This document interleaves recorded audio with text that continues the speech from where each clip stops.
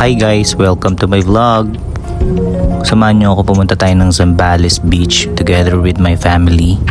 And ayan, nag-stop over kami sa isang coffee shop, kung tawagin nila dito, sa Olongapo. Tara, pasok tayo. Pagpasok ko sa venue, makikita mo sobrang okay siya and malaki. May mga in-offer na cakes. And kung makikita mo, merong mga foreigner. I think way back then talaga, marami na nakatira ditong mga Americans. And si Arvin, ang husband ng aking ate, with Papa. Hi Paps. Lumabas din ako sa restaurant para ayusin yung parking. So far nakita ko yung restaurant, maganda naman pala talaga siya. Dumating na yung order and I ordered the big taco, kung tawagin nila dito, kasi yan ang best seller nila. Syempre bibili rin tayo ng beer, hindi pwedeng wala yan. Yun, so solve. Nandito na rin kami sa beach. Malapit na rin naman talaga, so pahinga muna. Galing yung biyahe, galing Pan Laguna, so mahaba-haba yung biniyahe namin. Ayan, yung anak ko nag-iisip na ng gagawin niya, and yung anak din ng kuya ko, joke, so nila yan, parang anak nila yan. Kanya-kanya nang hanap ng kanya-kanyang kwarto. And yung beach, all I can say is napakaganda niya. Si Bella nag-swimming agad. Talaga naman hindi papauna tong batang to. Mga alaga ng mga anak. And yan, tito, tita.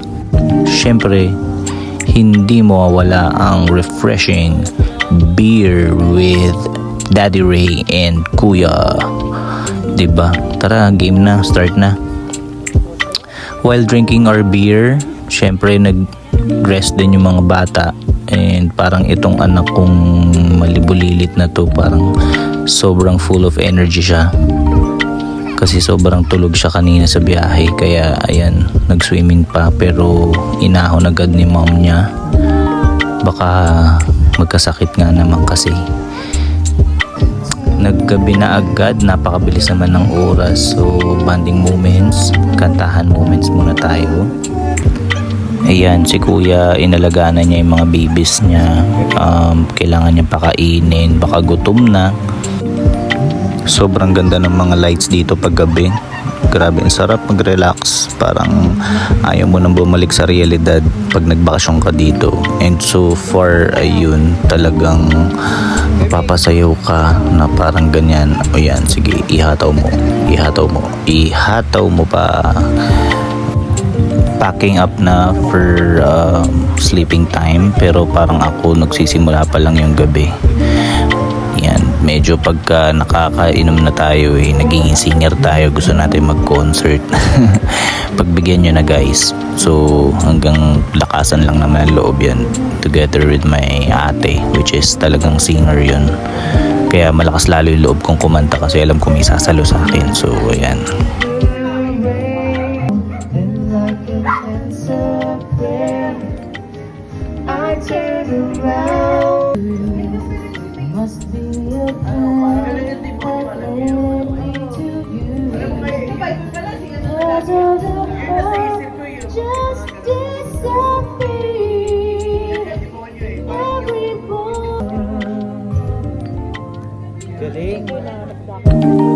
Ayan, umaga na naman.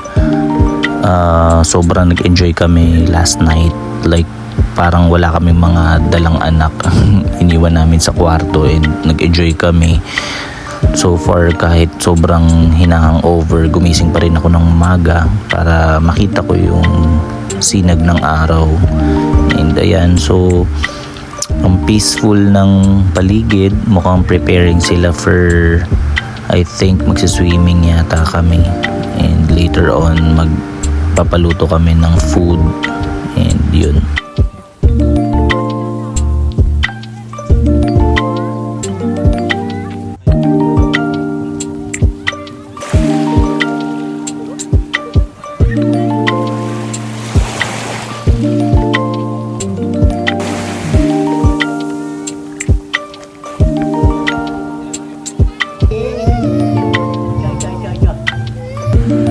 And while everybody is enjoying the beach, nandito si Mama. Hi Mama. Ayan, nagpe-prepare siya ng I think yung mga additional food. And kami relax lang din dito ni Bunso ng aking junior. Sarap pakinggan ng tunog ng dagat, sobrang nakakawala ng stress, sobrang nakaka-relax, grabe. And ayun, ang pinakaabangan ng lahat, ang lunchtime. Syempre hindi mawawala ang mga seafood katulad ng mga crabs and hipon. So far sobrang fresh. Obviously malapit kasi sa dagat yung location. And ayun, pero ang pinakamasarap talaga dito ay yung kumakain kayo ng sabay-sabay ng kompleto na minsan lang mangyari sa buhay nyo, kaya naman we cherish every moment dahil hindi mapapalitan ng kahit ano pang bagay yan. Kahit nga hindi masarap yung pinakain nyo, pero basta sabay-sabay kayong kumakain, parang ang sarap-sarap ng kinakain nyo, diba? Kaya bonus na yung may masarap kayong pagkain sa pagkainan.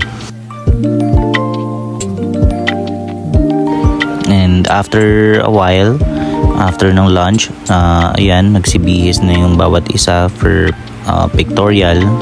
Syempre hindi mawawala yan for the sake of memories.